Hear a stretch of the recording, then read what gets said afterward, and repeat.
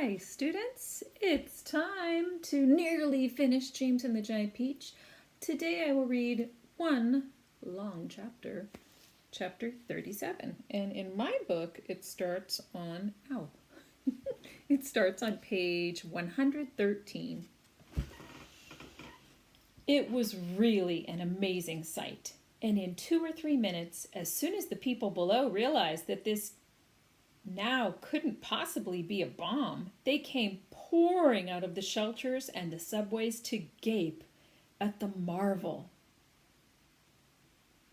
The streets for half a mile around the building were jammed with men and women, and when the word spread that there were actually living things moving about on top of the great round ball, then everyone went wild with excitement.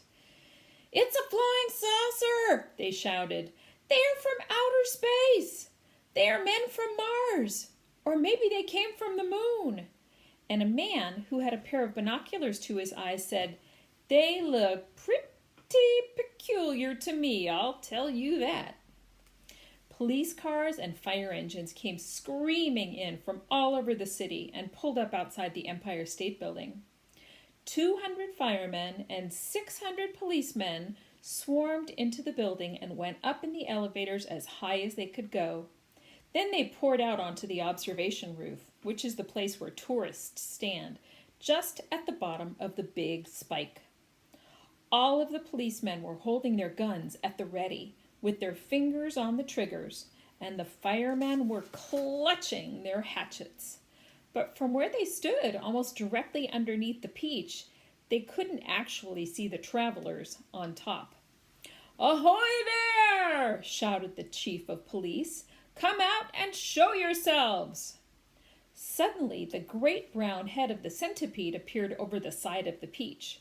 His black eyes, as large and round as 2 marbles, glared down at the policemen and the firemen below. Then his monstrously ugly face broke into a wide grin. The policemen and the firemen all started shouting at once. "Look out!" they cried. "It's a dragon!" "It's not a dragon, it's a wampus!" "It's a gorgon!" "It's a sea serpent!" "It's a proc!" "It's a manticore!" 3 firemen and 5 policemen fainted and had to be carried away. "It's a snozwanger!" cried the chief of police. "It's a wangdoodle!" yelled the head of the fire department. The centipede kept on grinning. He seemed to be enjoying enormously the commotion he was causing. "Now see here," shouted the chief of police, cupping his hands to his mouth. "You listen to me. I want you to tell me exactly where you've come from." "We've come from thousands of miles away," the centipede shouted back, grinning more broadly than ever and showing his brown teeth. "There you are," cried the chief of police. "I told you they came from Mars." "I guess you're right," said the head of the fire department. At this point, the old green grasshopper poked his huge green head over the side of the Peach, alongside the centipedes. 6 more big, strong men fainted when they saw him. "That one's an oink!" screamed the head of the fire department. "I just know it's an oink!" "Or a cockatrice!" yelled the chief of police. "Stand back, men! It may jump down on us at any moment." "What on earth are you talking about?" the old green grasshopper said. "Oh, are they talking about?" the old green grasshopper said to the centipede. "Search me," the centipede answered, "but they seem to be in an awful stew about something." Then Miss Spider's large, black, murderous-looking head, which to a stranger was probably the most terrifying of all, appeared next to the grasshoppers. "Snakes and ladders!" yelled the head of the fire department. "We are finished now. It's a giant scorpula." "It's worse than that," cried the chief of police. "It's a vernicious gnid. Oh, just look at its vermicious, gruesome face." "Is that the kind that eats fully grown men for breakfast?" the head of the fire department asked, going white as a sheet. "I'm afraid it is," the chief of police answered.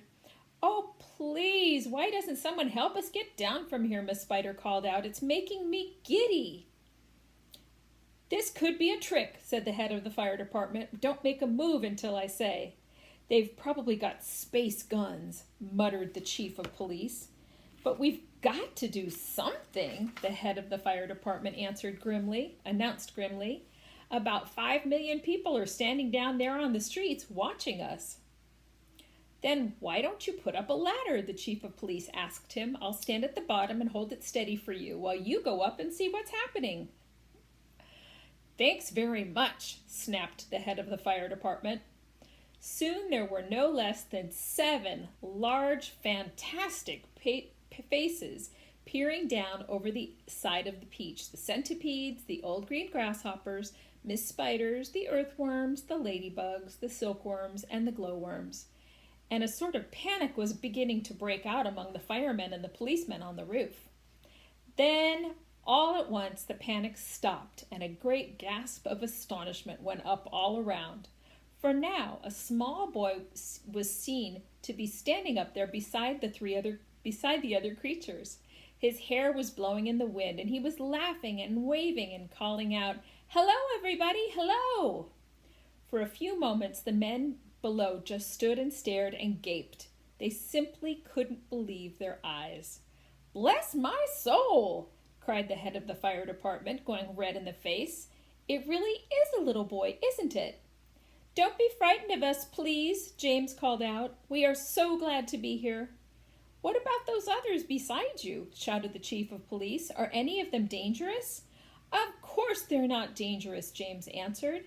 "They're the nicest creatures in the world. Allow me to introduce them to you one by one, and I'm sure you will believe me.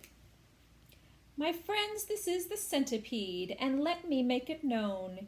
He is so sweet and gentle that, although he's overgrown, the Queen of Spain again and again has summoned him by phone to babysit and sing and knit and be a chaperone when nurse is off and all the royal children are all alone. Small wonder, said a fireman, they're no longer on the throne. The earthworm, on the other hand, said James, beginning to expand, is great for digging up the land and making old soils newer. Moreover, you should understand, he would be absolutely grand for digging subway tunnels and for making you a sewer. The earthworm blushed and beamed with pride. Miss Spider clapped and cheered and cried, could any words be truer? And the grasshopper, ladies and gents, is a boon in millions and millions of ways. You have only to ask him to give you a tune, and he plays, and he plays, and he plays. As a toy for your children, he's perfectly sweet. There's nothing so good in the shops. You've only to tickle the soles of his feet, and he hops, and he hops, and he hops. He can't be very fierce, exclaimed the head of all the cops.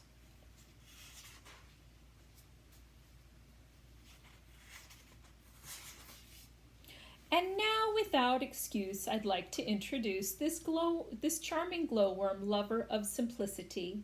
She is easy to install on your ceiling or your wall, and although this smacks a bit of eccentricity, it's really rather clever, and therefore you will never have the slightest need for using electricity. At which, no less than 52 policemen cried, if this is true, that creature will get some fabulous publicity. And here we have Miss Spider with a mile of thread inside her, who has personally requested me to say that she's never met Miss Muffet on her charming little tuffet. If she had, she'd not have frightened her away. Should her looks sometimes alarm you, then I don't think it would harm you to repeat at least 100 times a day, I must never kill a spider. I must only help and guide her, and invite her in the nursery to play.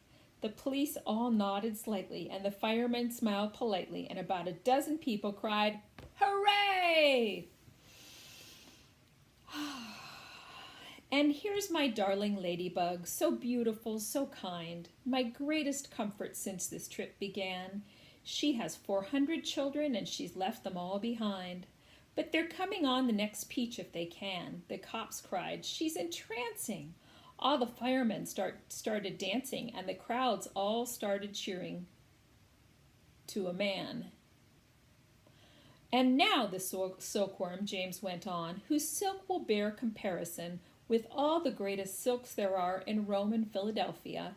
If you would search the whole world through from Paraguay to Timbuktu, I don't think you would find one bit of silk that would compare with it.